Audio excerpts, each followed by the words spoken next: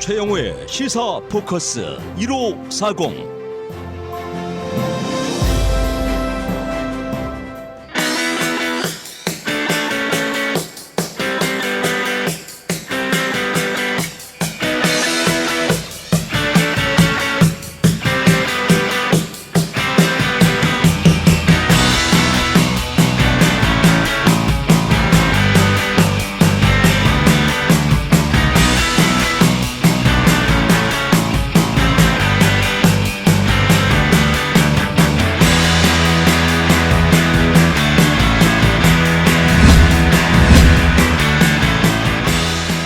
청자 여러분 안녕하십니까?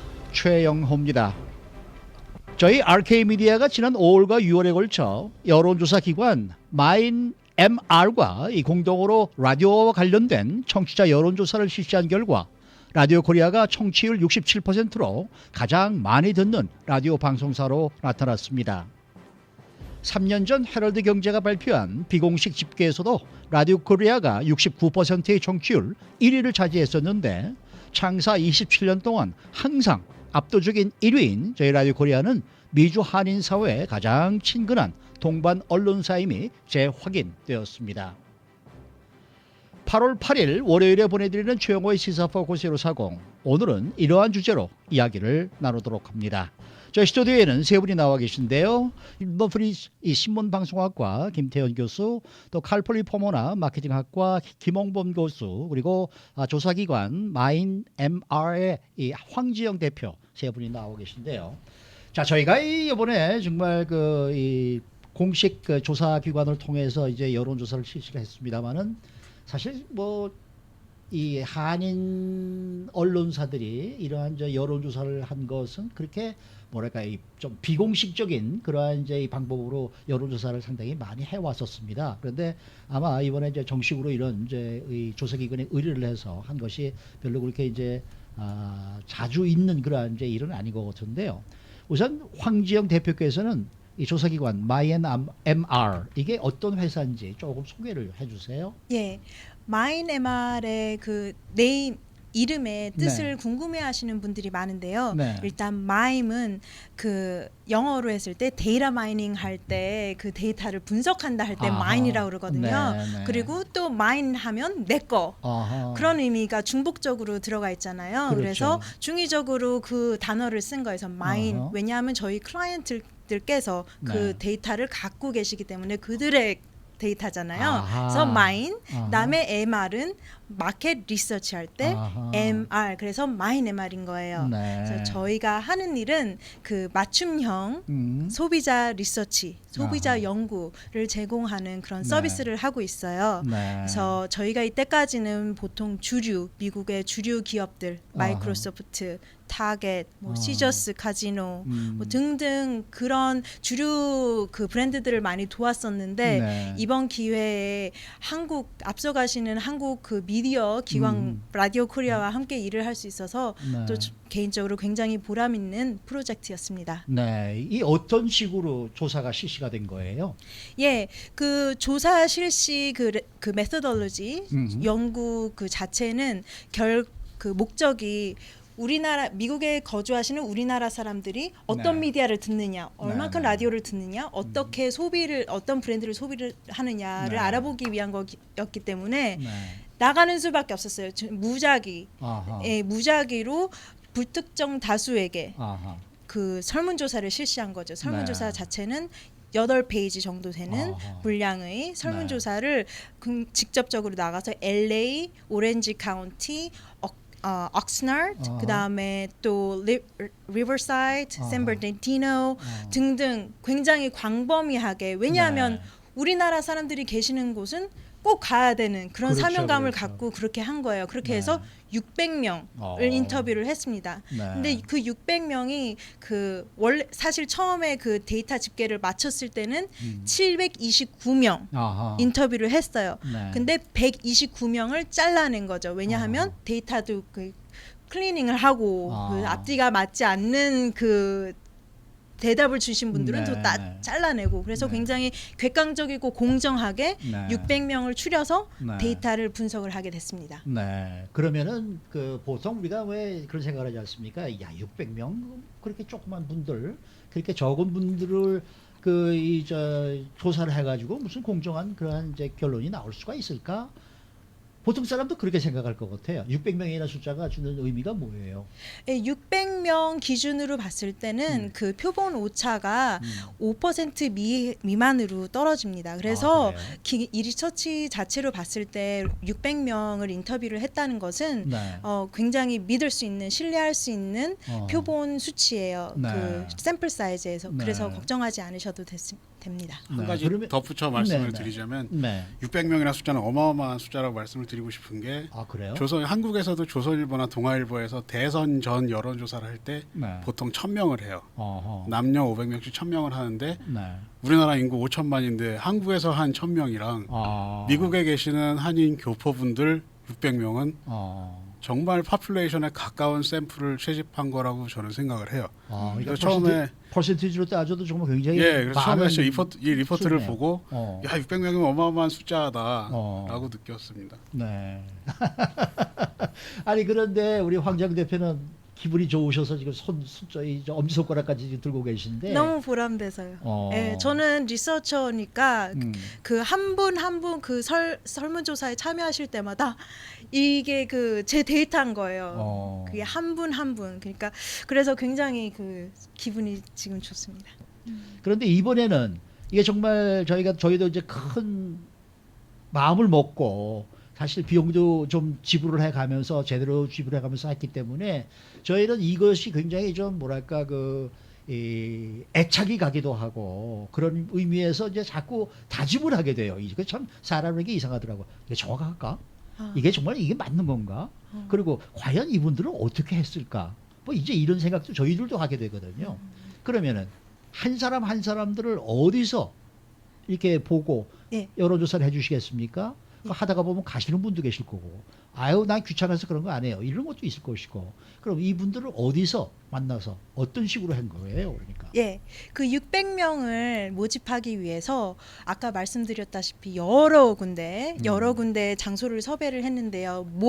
한국 사람들이 많이 오시는 그 몰에도 섭외를 하고, 그리고 그 몰이 없는 곳 있잖아요. 샌베르나디노 같은 곳은 우리나라 LA 같지가 않잖아요. 그래서 그 한국 사람들이 많이 오는 그런 밀집 지역이 상대적으로 적어요. 그래서 그런 부분은 교회 같은데 의탁을 해서 저희가 가도 되겠습니까? 그래서 양해를 구하고 그렇게 수집을 하기도 했고, 그리고 옥스나드 같은 곳은 거의 길거리로 정말 나가서 왜냐하면 거기는 그 LA처럼 이렇게 몰이 있거나 그렇지가 않기 때문에 정말 여기서도 이거 수집을 해야 된다. 정말 사명감으로 정말 어려웠지만 했습니다. 그래서 말씀하셨던 것처럼 귀찮아서 안 할래요 그러시는 분들 계세요. 그렇겠죠. 이거 하시다가 이거 너무 길어 그래서 그냥 가시는 분들도 계세요.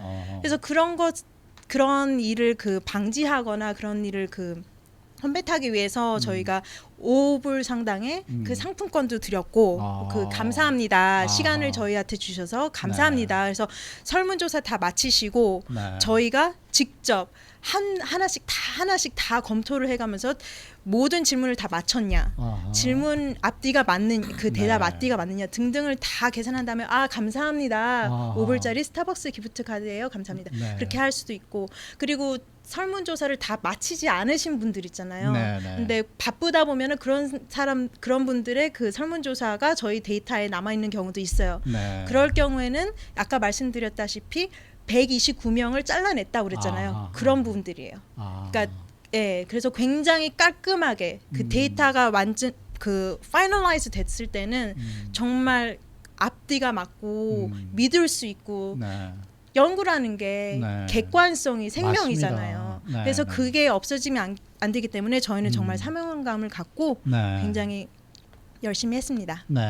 그래도 뭐 아무래도 600명이라 그래도 많은 분들이 이제 이곳 LA 지역에도 많이들 몰려 살고 계시니까 LA 한인타운이 가장 많은 분들이겠죠. 한인타운에서 제일 많이 그 그 데이터가 집계가 됐고요. 네. 그리고 그것은 사실 그냥 그렇게 됐다가 아니라 그 인구적으로 분석을 해봤을 때도 LA에 한국인 인구가 집중이 되어 있기 때문에 그렇게 저희 데이터 안에서도 프로포션을 맞춰줘야 그 퍼센테이지를 맞춰줘야지 그 한국인 남가주에 사시는 한국인을 대변하는 데이터다 그렇게 말씀하실 수 있는 거죠. 네. 네. 자, 김태현 교수님, 여론조사라는 것은 왜 실시를 합니까?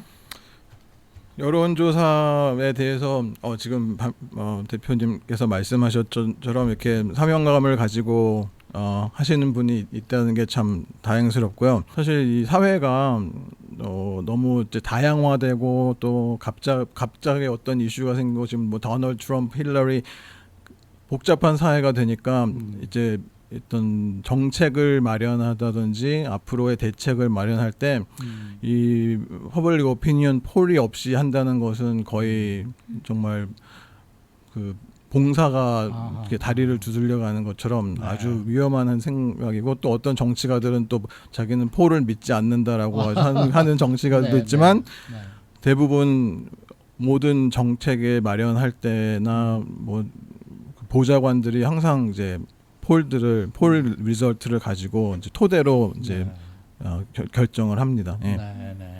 이번에 그 황 대표님 이렇게 이제 600명을 이제 선발을 해서 이제 이 여론조사를 했고 나온 가장 중요한 결과들은 어떤 것들이 있습니까? 첫 번째로 네. 라디오 청취율을 네. 살펴봤을 때 네. 라디오 코리아 27년 역사를 자랑하는 라디오 코리아가 한인 라디오 청취자 중에 가장 높은 청취율을 기록했습니다. 네. 선호도도 가장 네. 높게 나왔어요. 네. 그래서 이 성적은 경쟁사 A, B, C 다른 그 라디오 한국 라디오들과 비교했을 때 압도적이죠. 앞서가는 수치입니다. 네. 뭐 사실 뭐 지금까지 항상 여론조사 할 때마다 거의 비슷하게 67, 69, 뭐 70까지도 이렇게 오르락내리락 하곤 했었는데 이번에도 그 정도의 이제 수치가 나온 것 같아요. 네. 그러니까 지금 뭐 라디오를 들으시는 분 중에서는 3분의 2가 이상이 라디오 코리아를 듣고 있다. 이제 그렇게 얘기가 되겠네요. 그렇죠. 그런 거죠. 네. 네. 맞습니다. 그다음에요. 그다음에 그 우리나라 사람들이 어떤 장르를 선호하시냐 네. 여쭤봤을 때 뉴스가 가장 선호되는 장르로 꼽아졌는데 뉴스 중에서도 한국 뉴스 고흐에서 어떤 일이 벌어지고 있느냐 그것에 대한 그 선호도가 가장 높게 나타났고 그 다음으로 미국 뉴스 지금 여기서 살고 계시는 분들이니까 미국 안에서 어떤 일이 벌어나고 있느냐 그것에 대해 굉장히 높은 관심을 보이시는 것으로 나타났고요.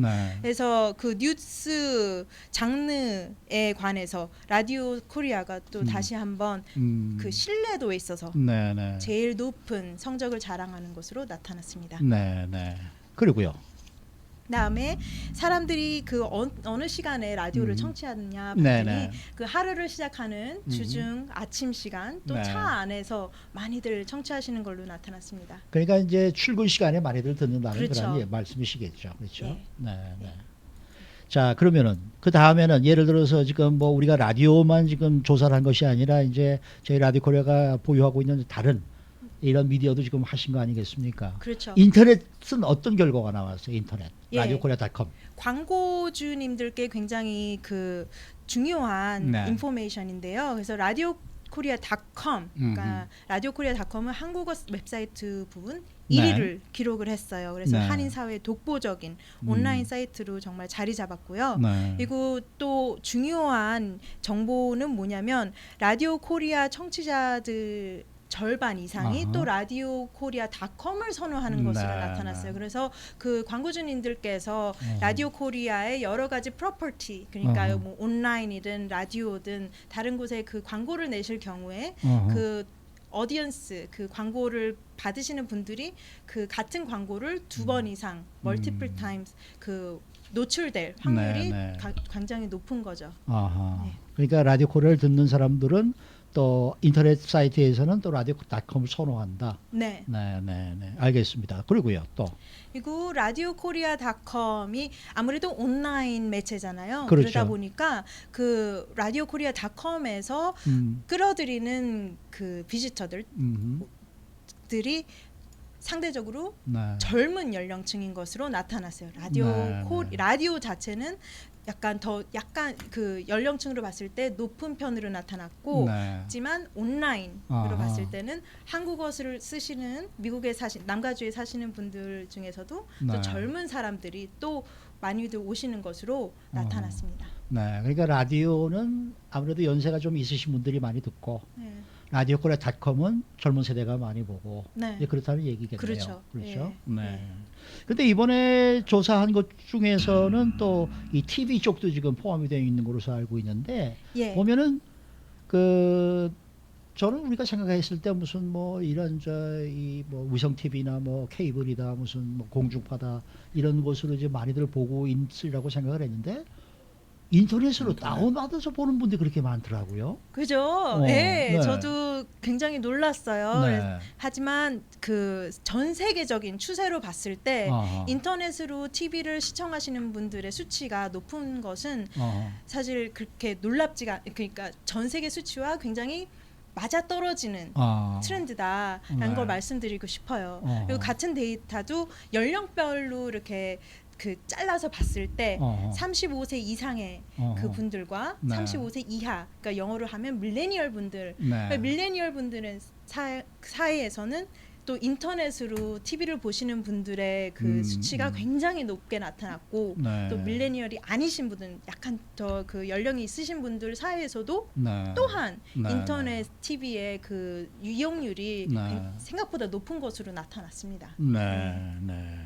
그러니까 뭐 아무래도 그 이 세대가 이제 젊은 세대들은 이 TV 방송을 보더라도 이제 지금까지의 이제 그 여러 가지 플랫폼을 통해서 보는 것보다는 자기가 편한 시간에 자기가 좋아하는 프로그램만 이제 골라서 인터넷에서 본다 이제 그런 얘기 아니겠습니까? 맞아요. 이거 인터넷으로 보면은 그 한국에서 제작되는 여러 가지 콘텐츠들이 인터넷으로의 배급이 훨씬 더 빠르게 되잖아요. 그 전통적인 채널보다는. 그러니까 사람들이 인터넷으로 가서 내가 지난 주에 방영된 뭐 K-팝 스타를 보고 싶다. 그럼 인터넷이 제일 빠른 거잖아요. 그러니까 그런 부분에 있어서도 인터넷이 굉장히 그 많이 이용되는 이유 중에 하나일 수도 있겠다 하는 생각이 들었습니다. 그러니까 교수님 한국 커뮤니티도 코리안 아메리칸 커뮤니티도 결론적으로는 그냥 미국의 주류들과 거의 이 스타일은 다르지 않고 거의 같다는 이런 얘기 아니겠습니까?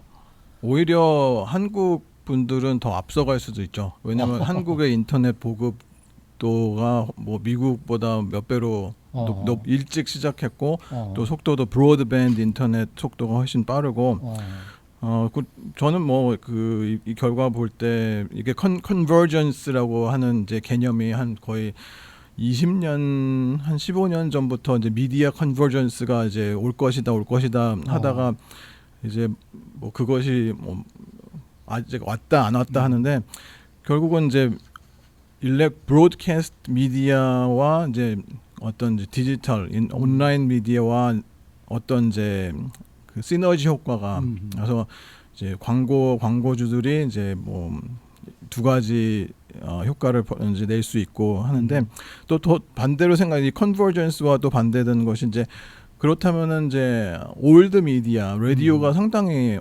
오래된 테크놀로지고 그렇죠. 뭐 20년대부터 30년대부터 뭐 전 1, 2차 세계 대전 때부터 있었던 라디오가 이제는 없어질 때가 되지 않았느냐 이런 학계에서 논란인데 아직도 라디오는 건재하고 제가 또 봤을 때 또 라디오만이 이제 충족시켜 줄 수 있는 그런 이제 서비스가 있는 것 같아요. 그게 제 개인적으로 아시겠지만 그 연구가 이제 그 LA 폭동 때의 그 라디오 코리아의 어떤 관제탑 역할, 뭐 그 커맨드 센트럴 역할을 했을 때 모든 뭐 인터넷도 끊어지고 TV 송신탑도 끊어지고 그다음부터 정전까지 됐을 때 그래도 들을 수 있는 유일한 것이 뭐 이제 자동차에 있는 라디오나 배터리로 쓸 수 있는 이제 라디오.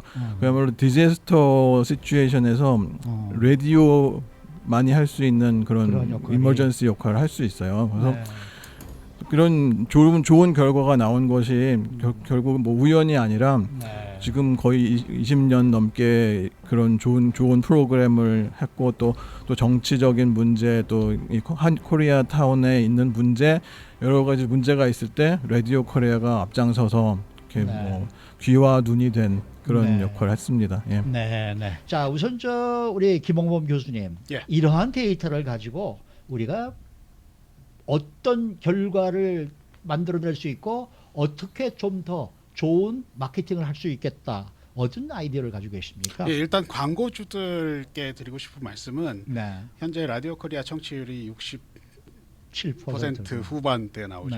그래서 3분의 2 이상이 그러니까 한인 사회에서 라디오를 들으시는 분들이 3분의 2 이상이 청취를 하시는데 라디오 그러니까는 아까 김 교수님께서 컨버전에 대해서 말씀을 하셨는데 사실 그 논란은 예전에 TV 방송이 시작됐을 때나 라디오 방송이 시작됐을 때부터 있어 왔어요. 라디오가 시작되면 뉴스페이퍼가 망할 거다.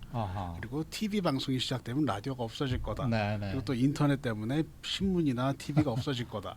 이런 논란이 있어 왔지만 사실 라디오는 그 방송을 받을 수 있는 방법의 차이는 있겠지만 예를 들어 그 전통적인 전파로 받는 라디오도 있고 그리고 저희 스마트폰으로 디지털라이즈된 그 스트리밍으로 들을 수도 있고 그래서 그런 그 미디어의 딜리버리의 차이는 있겠지만 라디오는 없어지지 않을 거라고 저는 개인적으로 생각을 합니다. 왜냐하면 운전을 할 때도 들을 수 있고 일을 할 때 들을 수 있고 운동을 하면서도 들을 수 있고 요새는 뭐 방수된 라디오도 나와서 수영하면서 라디오를 듣더라고요. 그래서 광고주들 입장에서는 라디오 코리아가 청취율이 3분의 2 이상 나온다는 것은 한인 상대로 타겟 마켓을 하시는 분들께는 굉장히 큰 역할을 할 거라고 저는 생각을 하고 있습니다. 자, 우리 김태형 교수께서는 어떻게 보세요? 이번 조사를 보시고. 네, 그래서 지금 이 결과를 이제 저도 읽으면서 과연 그럼 다른 마이너리티 그룹의 라디오는 어떨까? 그런 이제 호기심이 생겨서 이제 캘리포니아에 있는 다른 히스패닉, 비et나미스, 차이니즈, 그다음에 이제 코리안 어떤 이제 라디오 방송국들이 있는지 좀 찾아봤더니 거의 히스패닉 라디오 스테이션은 183곳, 차이니즈는 7군데, 비et나미즈가 5군데. 근데 또 더 특이한 점은 거의 대부분의 이런 다른 에스닉 라디오에서는 뉴스 방송을 자체 오리지널 컨텐이 아니라 거의 음악만 방송하는 그게 거의 이제 모조리티의 트렌드고 지금 라디오 코리아만이 유일하게 인터뷰를 하든지 초대 손님을 시사 포커스처럼 어떤 이 커뮤니티의 중요한 이슈를 다루는 그런 이슈를 다루는 라디오 프로그램을 하고 있는 경우는 극히 드물고 아주 예외적인 거의 주류 언론들이 하고 있는 언론 역할을 하고 있는 보도를 그 정도의 퀄리티를 보도를 하고 있다고 생각합니다. 그래서 근데 저는 좀 빅픽처를 봤을 때 이 좀 고착화 현상이 우려되고 있는 것 같아요. 지금 결국은 시청자들이 점점 고령화되고 그러면 일단 이민 트렌드도 뭐 80년대나 90년대처럼 많은 분들이 이민 오진 않으실 것 같고 그렇죠. 결국은 2세, 3세들이 이제는 이제 미국의 코리안 아메리칸의 이제 주도권을 잡을 텐데 그럼 그들에게 어떤 이제 프로그램을 제공을 할 수 있을 것인가? 그렇다면 또 영어 방송도 이제 좀 첨천히 좀 생각해 봐야 되지 않을까? 또 그런 생각도 해봅니다. 자, 시간이 벌써 다 됐습니다.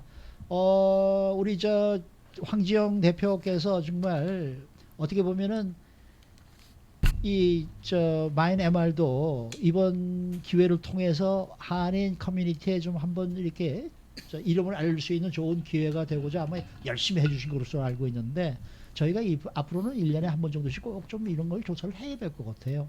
좀 도움을 많이 주시길 부탁드리겠습니다. 네, 알겠습니다. 네. 자, 오늘 프로그램은 여기까지입니다. 저는 내일 오후 3시 10분에 이제 새로운 주제, 새로운 패널을 모시고 다시 돌아오겠는데요.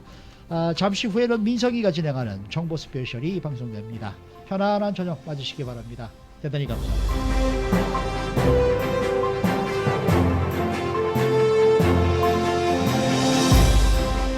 최영우의 시사 포커스 1540